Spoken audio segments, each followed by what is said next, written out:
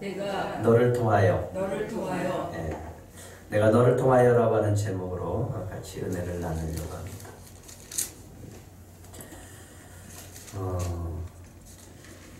11월 17일 남한나여 선교회가 8주년 감사 예배를 드리게 됩니다. 박 목사님은 남한나여 선교회가 여기까지 온 것을 뭐라고 얘기하냐면 기적이다 이렇게 얘기를 하시더라고요. 저희 교회가 2009년에 창립을 했습니다. 그 창립하던 해에 박 목사님께서 뜬금없이 교회를 사임하시고 내려놓겠다라고 하시더라고요. 그래서 아니 목회를 잘 하시는 분이 왜 그럴까? 무슨 일일까? 하면서 의문을 갖게 되어졌습니다. 도대체 그 교회를 내려놓고 새롭게 사역하시는 그 일이 도대체 뭘까? 라는 생각을 하게 되어졌습니다.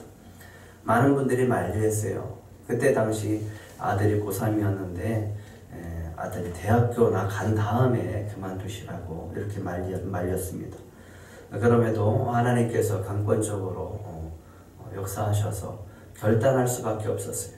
그래서 그래도 목회 잘하시고 교회를 든든하게 잘 세워가시는 그 과정 속에 교회를 내려놓으실 수밖에 없었습니다.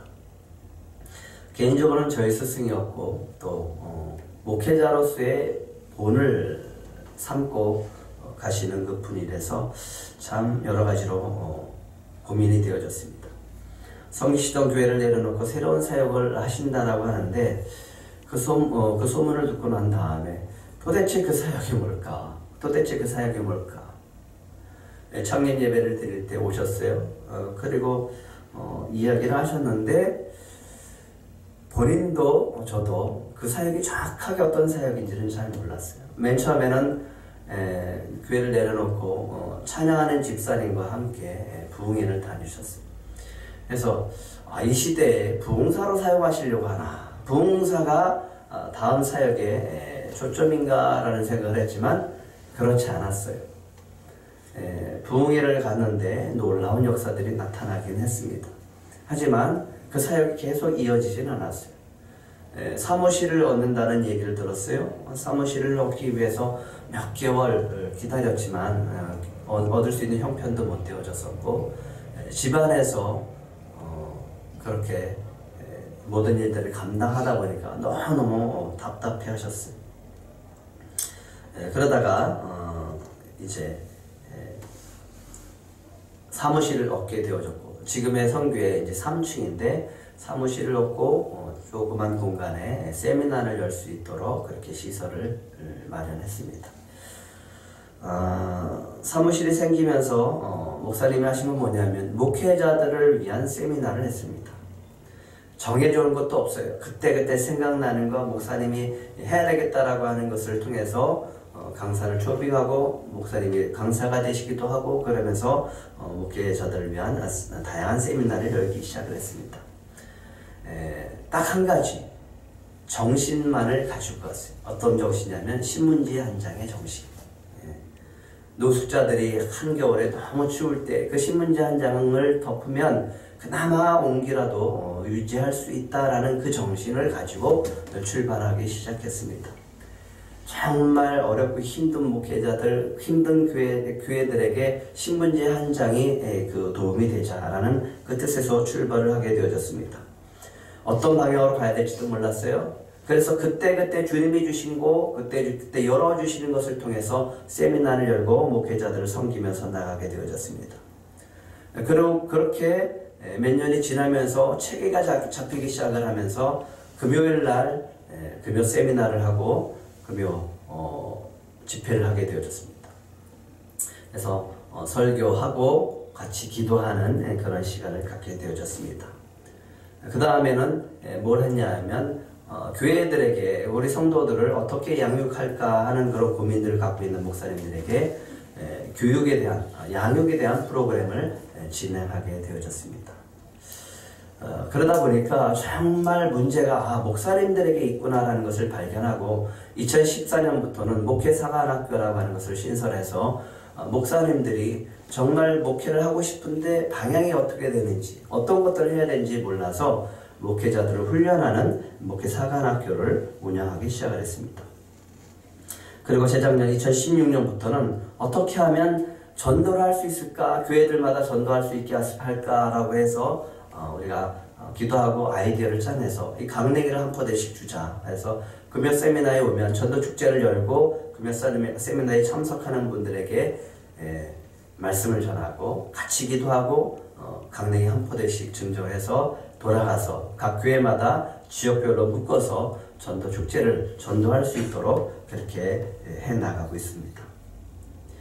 그렇게 하다 보니까 저희는 제가 그렇게 강냉이를 들고서 나가기 시작을 했더니 그래서 한 교회, 한강교회를 강냉이를 한 푸대 갖다 줘서 그게 이제 연결이 되어져서 이 지역에 있는 모든 교회들이 많은 교회들이 강냉이로 지금 다 같이 전도를 하고 있어요. 그래서 금요일만 되면 그분들을 모시고 선교회를 다녀오게 되어졌습니다. 이제는 꽉 차서 더 이상 태워드릴 수 없을 정도로 채워졌습니다. 정말 아무것도 없이 시작했어요. 아무것도 없이 시작했는데 거기에는 진짜 많은 하나님의 은혜가 있었고 정말 기적적으로 하나님께서 감당할 수 있는 은혜를 베풀어 주셨습니다. 이제는 아마나엘 선교회가 박정재 목사님 개인의 사역에서 벗어나야 되겠다라고 하는 그런 한계에 부딪히게 되어졌습니다. 그래서 좀 더 전문성을 갖고 좀 더 공식적인 책임성을 가진 공식적인 단체로 좀 발돋움하고 발전해야 되겠다라는 그런 마음으로 이제는 사단 법인화를 추진해 나가고 있습니다. 정말 이 시대에 작은 교회들이 많은데 이 작은 교회의 희망과 대안을 제시하는 선교단체가 돼야 되겠다라는 마음으로 달려가고 있어요. 대안이 없어요.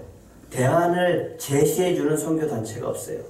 그냥 후원금 받아서 그때그때 운영하고 자기네 선교단체가 이런 거다라고 하는 것을 밝혀주는 그런 것은 참 많지만 정말 이 시대에 정말 힘들어하고 무너져가는 작은 교회들에게 대안을 제시하는 그런 선교단체가 없어요.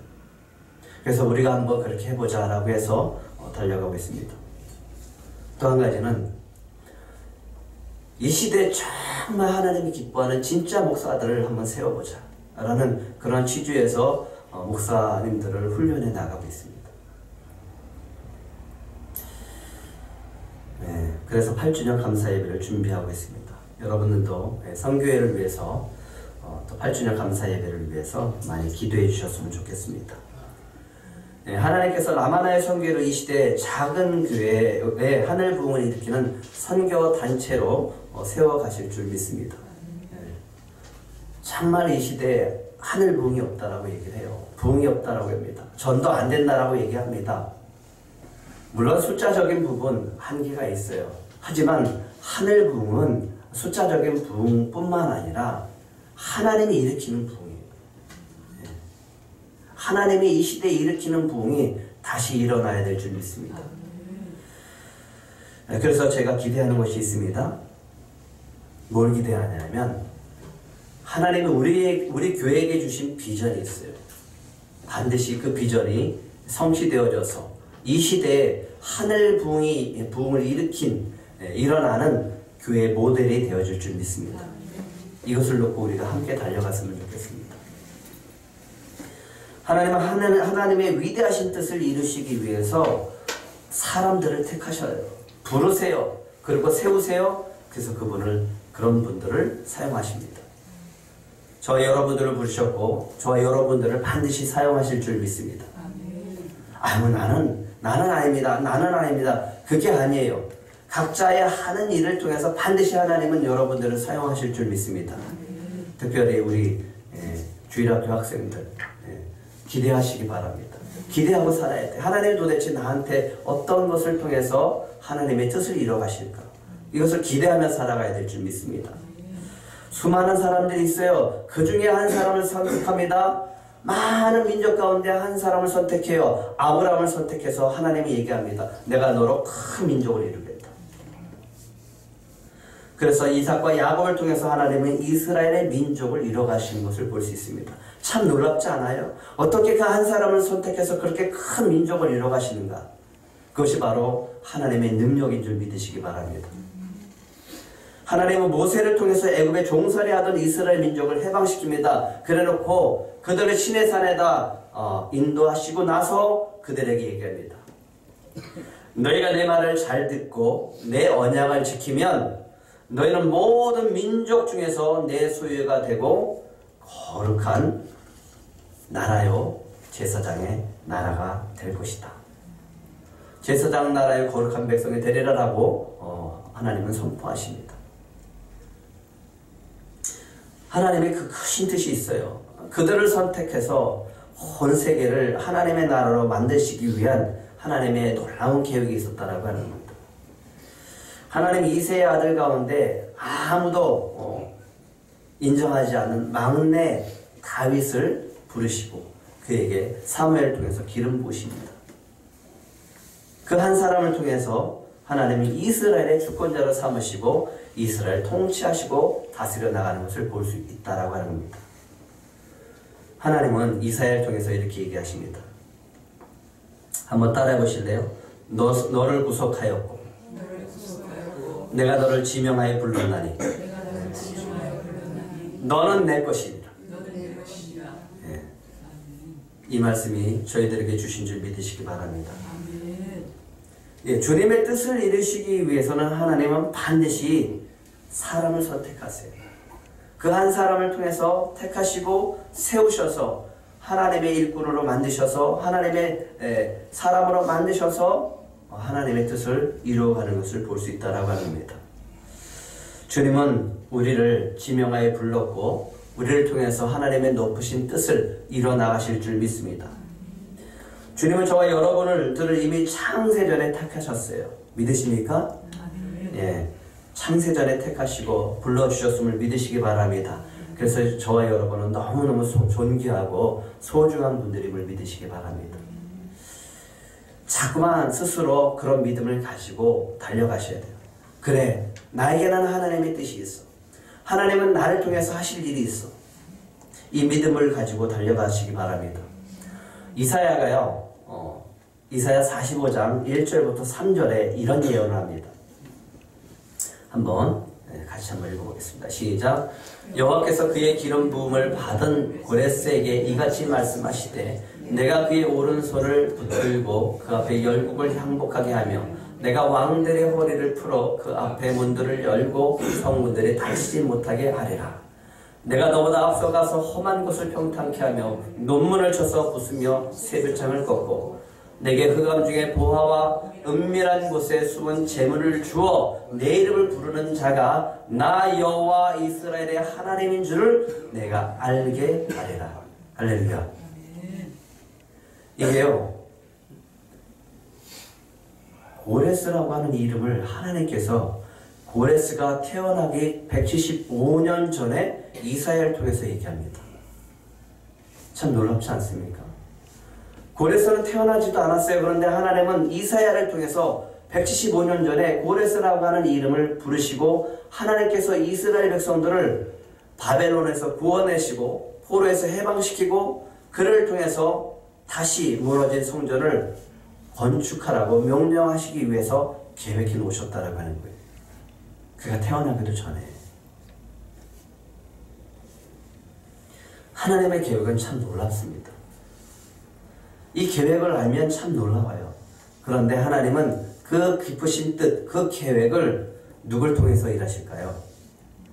저와 여러분을 통해서 일하시는 줄 믿으시기 바랍니다. 고레스가 태어나기 175년 전에 이미 하나님 이사야 선지자를 통해서 예언하셨고 하나님이 예언하신 대로 그 말씀하신 대로 그대로 이뤄나가신 것을 믿습니다. 저는 믿습니다. 반드시 저와 여러분들과 이 교회를 이 시대의 하늘궁의 모델로 세워주실 줄 믿습니다. 하나님께서 고레스의 마음을 감동시켜서 바벨론 포로로 끌려갔던 유다 백성들을 포로에서 귀환시킵니다. 그리고 너희들은 가서 너희들의 하나님의 성전을 건축하라 라고 명령하고 돌려보내기 시작합니다. 그때 제1차 포로 귀환하면서 지도자로 세워졌던 사람이 누구냐 하면 바로 오늘 등장하는 수룹바벨입니다. 이 수룹바벨이라고 하는 이름의 뜻은 바벨론에서 나왔다라고 하는 뜻이에요. 바벨론에 흩어졌다라고 하는 뜻이에요. 그러니까 수룹바벨이라고 하는 이름의 뜻과 그 사람을 보면 유다 백성이 바벨론으로 끌려갔구나, 포로로 끌려갔구나라고 하는 것을 상징적으로 알 수 있다라고 하는 겁니다. 이 사람은 바벨론 포로 생활을 했던 이스라엘 백성들의 상징이었고 여호와긴의 손자로서 왕족입니다. 다윗의 혈통이 그대로 흘러가고 있는 것을 볼 수 있어요. 하나님의 언약은 계속 이어지고 지금도 성취되고 있음을 믿으시기 바랍니다. 그래서 하나님은 스룹바벨을 지도자로 세우시고요. 포로에서 귀환시키면서 그를 지도자로 세워서 하나님의 성전을 건축하게 하십니다. 약 5만 명의 유다 백성들을 인송해서 성전 건축을 시작합니다. 예전에 북이스라엘이 아수르에게 멸망당할 때 이주시켰던 민족들이 있어요. 그 주변에 그런 민족들이 많이 살고 있었는데 그들은 숫자가 많아요. 그래서 이 유다 백성들이 그들을 두려워했습니다. 포로에서 돌아왔어요. 유다 백성들과 함께 성전 지대를 놓는 순간에 너무너무 감격이 되어져서 다 함께 기뻐 찬송하고 함께 하나님께 영광 올려드렸어요. 그런데 서서히 이 대적들이 방해하기 시작을 하는 거예요. 방해를 하면서 성전 건축이 중단되어져 버립니다.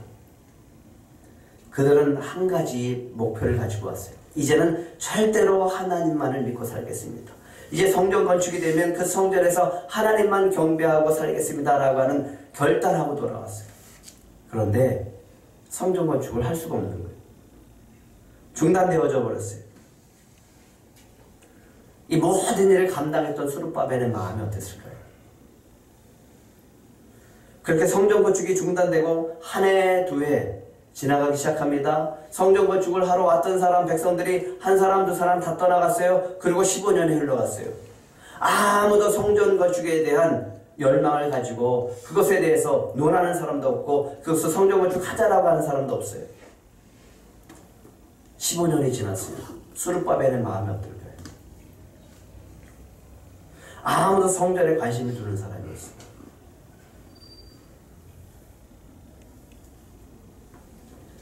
백성들은 스룹바벨 지도자에게 불평을 했을 거예요. 광야에서 모세를 원망했던 것처럼 지도자가 현찮아서 지도자가 무슨 죄가 있어서 그런 거 아니냐 이런 소리도 들었을 거예요. 지도자로서 15년 동안 성전에 멈춰있는 모습을 볼 때 스룹바벨은 하나님께 원망하기 시작했을 거예요. 하나님, 도대체 왜 나를 선택해서 저를 택하셔서 이스라엘 백성, 유다 백성들을 돌아오게 하셨습니까? 왜 지도자로 삼아서 성전 건축을 하게 하셨습니까? 성전 건축을 하게 했으면 성전 건축을 마무리하게 하셔야 되는 거 아닙니까? 하나님, 언제까지 이 황폐한 성전을 바라보면서 제가 있어야 됩니까? 왜 저를 지도자로 세우시고 왜 이 백성들을 인도하게 하셨습니까? 모세처럼 그렇게 원망하지 않았을까요? 나만의 성경 소식지에 보면 작은 교회 기도의 제목들을 올려놓습니다. 소속되어진 이렇게 등록한 교회들은 한 300교회 되고 매월 그 기도 제목을 올리는 그런 교회는 한 80여 교회 됩니다. 작은 교회의 기도의 제목들이 뭘까요? 작은 교회들의 소망이 뭘까요? 부흥이죠. 부흥. 우리 교회 부흥을 위해서, 우리 교회 부흥을 위해서 다 들어가 있습니다. 교회 부흥을 위해서. 또 한 가지, 부흥하려면 누가 필요해요? 일꾼들이 필요하죠. 일꾼들을 보내주시옵소서. 일꾼들을 보내주셔서. 그 다음으로 많은 게 건강 문제입니다. 목사님의 건강, 자녀들의 건강, 성도들의 건강. 그리고 꽤 많은 교회들이 성전 이전을 위해서 지혜에서 지상으로, 이 교회에서 이쪽에서 저쪽으로 옮겨야 되는데 재정의 문제. 그래서 사람들은 그래요. 지금은 개척할 때가 아니다. 지금은 개척할 때가 아니다. 웬만하면 부교육자로 그냥 있어라. 사람들이 그렇게 얘기한다고 하더라고요. 생각을 해보세요. 수많은 주의 종들이 신학교를 졸업하고 대학원을 졸업하고 안수를 받고 나옵니다. 그런데 많은 교회가 그 교회를 목회자들을 그 사역자들을 다 받아줬으면 좋겠는데 받아줄 때가 많지 않아요. 어떤 분들은 유학까지 갔다 와요. 유학을 갔다 오면 받아줄 줄 알고. 그런데 그것도 쉽지 않아요, 이제. 교회가 많다 보니까 정말 그래서는 안 되는데 구조가 그렇게 됐어요. 서로 경쟁하는 것처럼 보여지게 됐어요.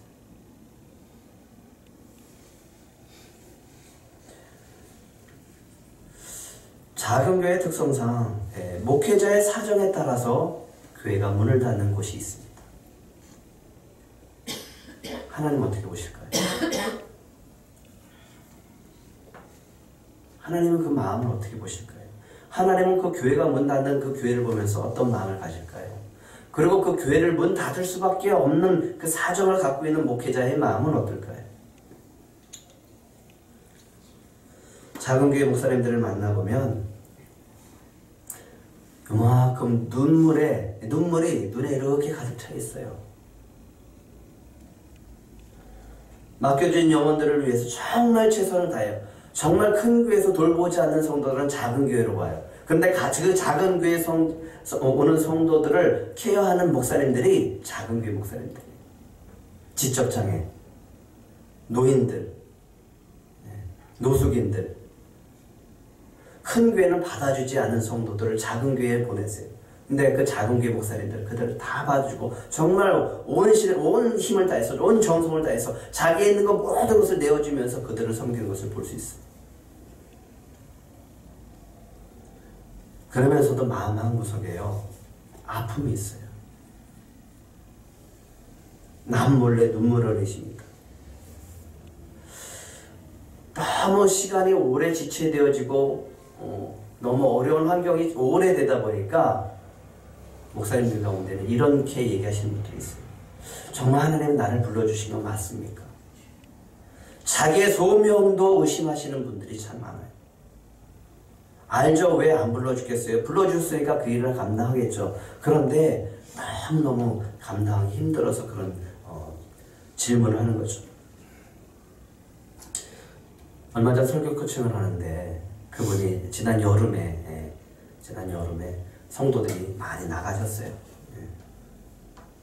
그러면서 이제 2학기가 되어지면서 목회사관학교 하시는 분인데 이런 말 하더라고요. 목사님, 이제 목회를 못 하겠습니다. 그만둬야 될 것 같습니다. 그래도 주님을 맡겨주셨으니까 목회 잘 하시잖아요. 그러니까 힘내서 한번 해보세요. 근데 이분이 설교 코칭에 이제 등록을 하시고 화요일날 코칭을 받으시러 나왔어요. 그래서 그분들한테 이렇게 했어요. 저도 학계로 설교하려고 합니다. 여러분들도 한번 학계로 설교를 같이 해보자고요. 그래서 설교가 어떤 건지 어떻게 하면 잘하는 건지 우리 같이 한번 나누면서 해봅시다. 근데 첫 번째 날 이 말씀에 그분이 회개가 되어집니다.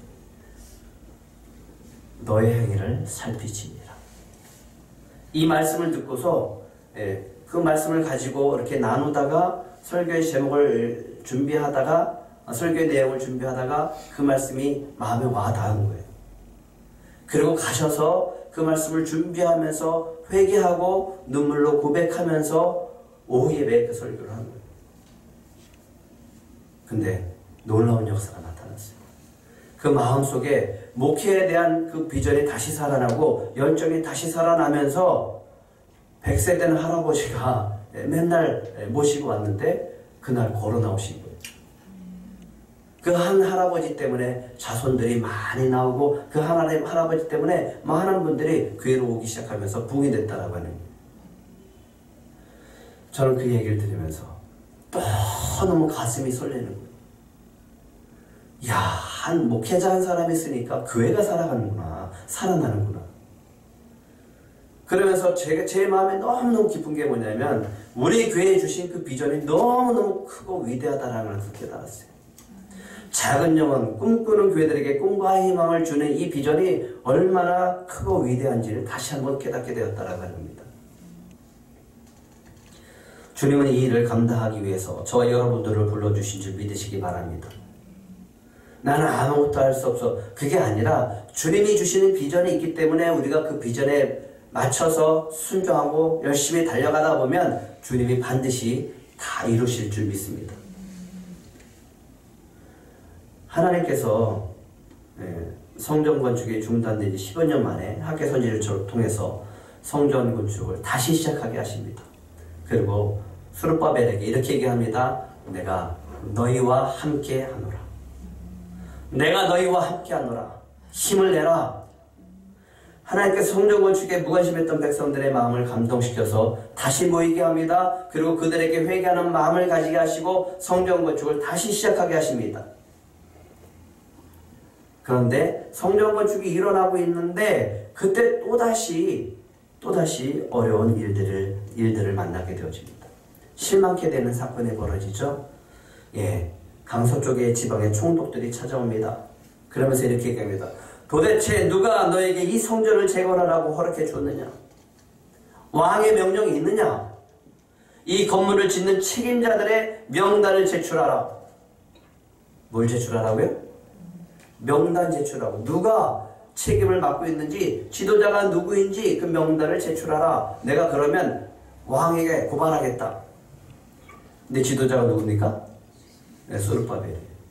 책임을 다 져야 됩니다. 이 모든 것들을 다 감당해야 돼요. 얼마나 큰 부담이 생기고 얼마나 큰 두려움이 생길까. 내 명단을 가지고 내 이름을 가지고 다리오 왕한테 가면 다리오 왕이 명령에 성전 건축 그만해라, 중단해라 라고 하면 그만해야 됩니다. 하나님이 아무리 지금 백성들의 마음을 감동시켜서 성전 건축이 다시 일어나고 있지만 왕의 명령이 떨어지면 성전 건축은 그만해야 돼요. 아무리 성도들의 마음이 합심해서 우리가 교회 건축을 한다고 해도 설계가 허락이 되어주고 나라에서 그것을 건축하라고 허락해야지 건축할 수 있는 거예요. 우리 마음대로 했다가는 무화과 건물이 됩니다. 그러면 어떤 마음이 들어요? 지도자 입장에서는 하나님보다 누가 더 커요? 세상의 왕이 더 커 보이는 거예요. 하나님 말씀보다 세상의 왕에 더 권력이 있고 그 한마디면 모든 것이 다 끝날 수 있는 상황이에요. 근데 하나님이 이렇게 얘기합니다. 스룹바벨아, 실망하지 말아라. 힘을 내어라. 계속 성전 건축을 하라. 내가 너희와 함께하리라. 하나님께서 스룹바벨을 지켜주심으로 성전 건축을 계속하게 되어졌습니다. 그래요. 내 명단을 다리오 왕의 명단을 제출했건 말건 그냥 하나님의 명령대로 하나님께서 하라고 하는 대로 계속 진행해서 성전 건축을 하게 되어졌습니다. 우리의 믿음이 약해질 때가 있습니다. 언제냐 하면 자꾸만 순탄하게 가지 못하고 걸릴 때가 있어요. 형통하지 못할 때가 있어요. 자꾸만 부딪혀요. 작은 일에 큰 일에 부딪혀요. 그러면 무슨 생각이 드냐 하면 이게 하나님의 뜻이 아닌가 보다 라는 생각이 들어요. 왜 이렇게 자꾸만 걸리지? 왜 이렇게 자꾸만 막히지? 하나님의 권능보다 세상의 권능과 그 능력이 더 커 보이면 하나님의 뜻을 이루기 위해서 열심히 달려가다가 실망하고 실족해서 용기를 낼 수가 없어요. 그런데 하나님께서 이 말씀을 하십니다. 6절 7절 한번 같이 읽겠습니다. 시작. 만군의 여호와가 이같이 말하노라. 조금 있으면 내가 하늘과 땅과 바다와 육지를 진동시킬 것이요 또한 모든 나라를 진동시킬 것이며 모든 나라의 보배가 이르리니 내가 이 성전의 영광이 충만하게 하리라. 만군의 여호와의 말이니라. 언제 그러신다고요? 조금 있으면. 조금 있으면. 정말일까요? 아멘. 지난 8주년, 지난 8년간 주님은 성교회를 통해서 저에게 많은 은혜를 주셨어요. 맨 처음에는 목사님이 오라고 해서 목회자들이 그래도 목회를 하면서 이런 것들이 필요하다고 해서 이제 참가하기 시작을 했어요. 근데 자꾸만 가다 보니까 내가 어렵고 힘들 때 주님이 주시는 위로와 격려가 있었어요. 우리가 형편에 우리가 작아서 우리는 이런데 이러는 저런데 라고 해서 도전할 수 없는 마음인데 그곳에 가면 주님이 저에게 주시는 감동이 있어요. 그래도 한번 해봐라. 그래도 한번 도전해봐라. 그래서 이것도 한번 해보고 저것도 도전해보는 그런 은혜가 있었습니다. 박 목사님이 저희 교회를 섬겨주기 시작하면서 연초에 목사님과 함께 금식 기도를 열흘간 갔었습니다. 2015년부터 계속 연초가 되어지면 가서 금식을 하는데 첫 번째 2015년 연초에 갔을 때 금식 기도를 하고 있을 때 하나님이 저에게 주시는 단어가 하나 있었어요. 작다라고 하는 거예요. 작다. 근데 작다라고 하는 것을 계속 묵상하면서 찾아봤어요. 작다. 근데 이 말씀을 가지고 저는 큰 충격을 받게 되어졌어요. 마태복음 25장 40절입니다. 같이 읽겠습니다. 시작. 임금이 대답하여 이르시되 내가 진실로 너희에게 이르노니 너희가 여기 내 형제 중에 지극히 작은 자 하나에게 한 것이 곧 누구한테 한 것이다? 내게 한 것이다. 주님이 얘기하십니다. 지극히 작은 자에게 한 것이 곧 내게 한 것이다. 그러면서 저에게 꿈을 주십니다. 작은 영혼에게 많은 관심이 있다. 작은 교회에 관심이 있다. 물론 모든 교회에 관심을 주시겠죠. 하지만 저에게 주시는 비전, 우리 교회에 주시는 그 비전이 그렇다라고 하는 거예요. 작은 영혼. 그 영혼에게 한 것이 곧 나에게 한 거다. 작은 교회. 사람들은 큰 교회 가려고 하고 사람들은 큰 교회에서 신앙생활하고 큰 교회 다니는 것을 자부심을 가지고 다니지만 주님의 관심은 지금 작은 곳에 있다. 아무도 관심 갖지 않고 있으나 없으나 어디 있는지 모르는 그런 교회. 하나님의 시선이 작은 영혼과 그 작은 교회에게 있음을 보게 하셔서 저에게 주신, 우리 교회에게 주신 비전이 그겁니다. 작은 영혼과 꿈꾸는 교회들에게 꿈과 희망을 주는 교회.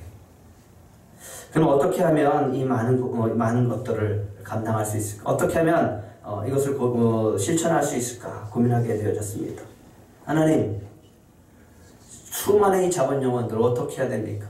이 수많은 작은 교회들을 어떻게 섬겨야 됩니까? 어떻게 해야지 꿈과 희망을 줄 수 있습니까? 라고 이렇게 기도하는 가운데 주님은 그런 비전을 주셨지만 저는 이런 반말을 했어요. 작은 영혼과 꿈꾸는 교회에게, 그 작은 영혼 교회에게 우리가 꿈과 희망을 주기 위해서 우리가 먼저 부흥해야 되겠다. 우리가 먼저 커져야 되겠다.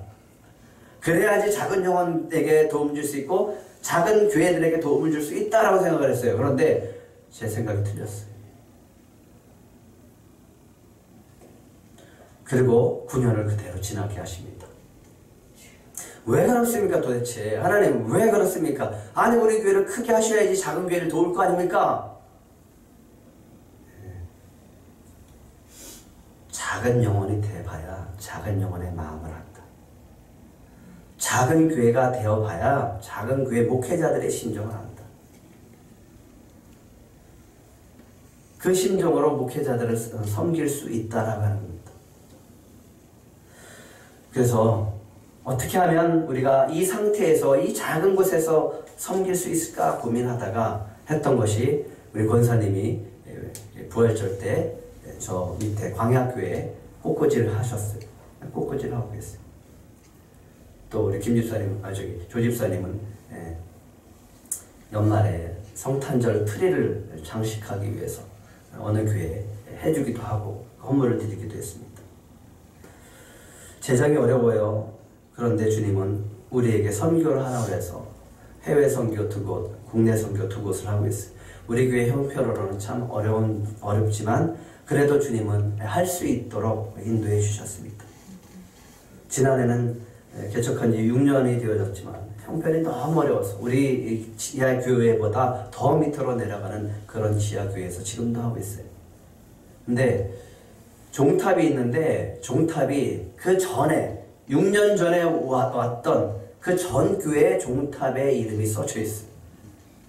그래서 그 이름을 바꿔야 되는데 그 교회가 비전 교회인데 바꿀 수가 없는 거예요. 돈이 없어서.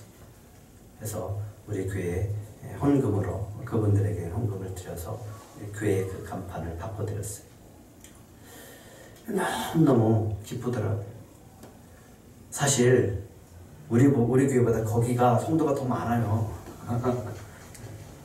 그런데 그 마음을 주님께서 주셔서 그렇게 바꿀 수 있게 해주셨습니다.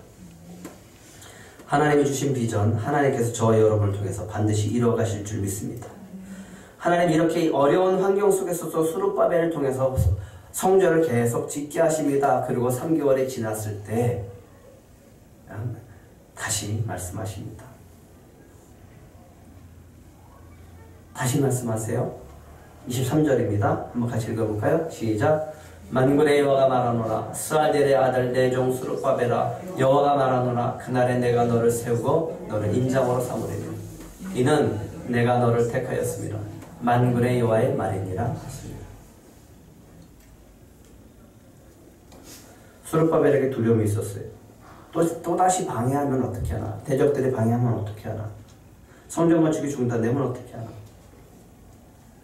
그리고 3개월이 지났을 때 하나님께서 수룹바벨을 향해서 이렇게 얘기합니다. 내가 하늘과 땅을 진동시킬 것이다. 여러 왕국들의 보좌를 엎을 것이요 여러 나라의 세력을 멸할 것이다. 그러니까 너는 두려워하지 말아라. 대적보다 내가 크다. 너는 두려워하지 말아라. 바사의 왕보다 내가 크다. 나는 만군의 여호와다. 내가 온 세상을 진동시킬 것이다. 내 종 수룹바벨아, 그날에 내가 너를 세우고 너를 인장으로 삼으리니 이는 내가 너를 택하였습니다. 이 말씀을 하시고 하나님께서 놀라운 역사를 일으키십니다. 어떤 역사인지 아세요? 그가 그렇게 두려웠던 바사의 왕이 대적들의 서신을 받고 읽어보는 거예요. 그러니까 정말 고레스 왕이 이런 명령을 내렸냐?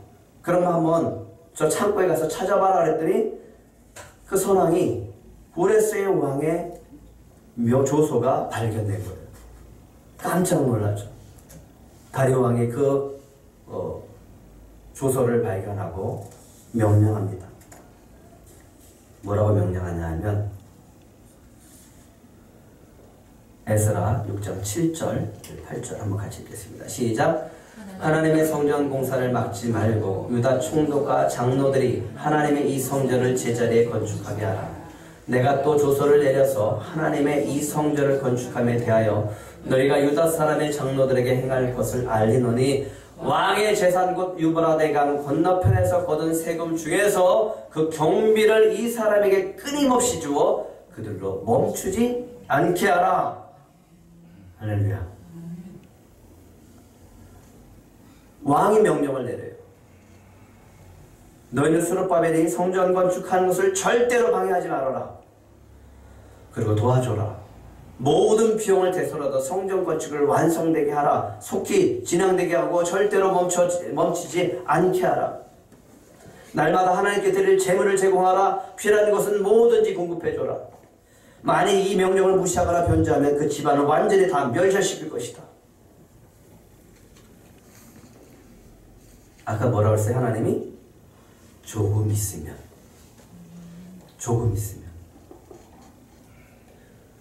하나님이 이 큰 계획이 뒤에 있었어요. 그리고 이스라엘 백성들에게 성전 건축을 하게 한 거예요. 두려움 가운데 계속 건축하게 한 거예요. 멈추면 어떻게 하나? 왕의 명령이 내리면 어떻게 하나? 성전 건축이 중단되면 어떻게 하나? 두려운 마음으로 수룹바벨은 성전 건축을 하고 있는데 하나님이 이 놀라운 계획을 갖고 있었던 거예요. 그래서 명령합니다. 절대로 성전 건축이 멈추지 않게 하고 너희들은 끝까지 도와줘라. 하나님은 다리오 왕을 통해서 수룹바벨 성전을 완공할 수 있도록 하셨습니다. 이 하나님이 바로 저와 여러분들의 하나님을 믿으시기 바랍니다. 참 놀라운 것이 있어요. 이 말씀이 그대로 읽어지고 있어요. 올해 하나님을 작은 교회 목사님들을 훈련시킬 수 있도록 저를 목회사관학교를 섬길 수 있는 학교장으로 이렇게 세워주셨어요. 그리고 또 라마나 성교회 부대표로 세워주셨습니다. 하나님께서 우리 교회에 주신 비전이 있어요. 이 비전이 여러분들을 통해서 이루어진다라는 믿음을 가지고 있으면 마음이 설레지기 시작합니다. 하나님 도대체 우리를 어떻게 사용하실까? 주님이 반드시 저와 여러분을 통해서 일하실 줄 믿습니다. 그것이 우리의 기쁨이요 우리의 소망이 되어질 줄 믿습니다. 하나님 반드시 그 뜻을 일으키실 줄 믿습니다. 하나님은 뒤에서 지금 준비하고 계세요. 이 땅을 진동시킬 하나님의 놀라운 계획을 가지고 우리를 통해서 작은 영혼과 꿈꾸는 교회들에게 꿈과 희망을 주는 교회로 세워가시기 위해서 저와 여러분들을 택하시고 그 일을 감당하기 위해서 주님 준비하고 계심을 믿으시기 바랍니다. 이 하나님의 약속을 믿고 저와 여러분들이 힘차게 다시 한번 출발하는 그런 시간이 되기를 소망합니다. 이 말씀을 가지고 잠시 기도했으면 좋겠습니다.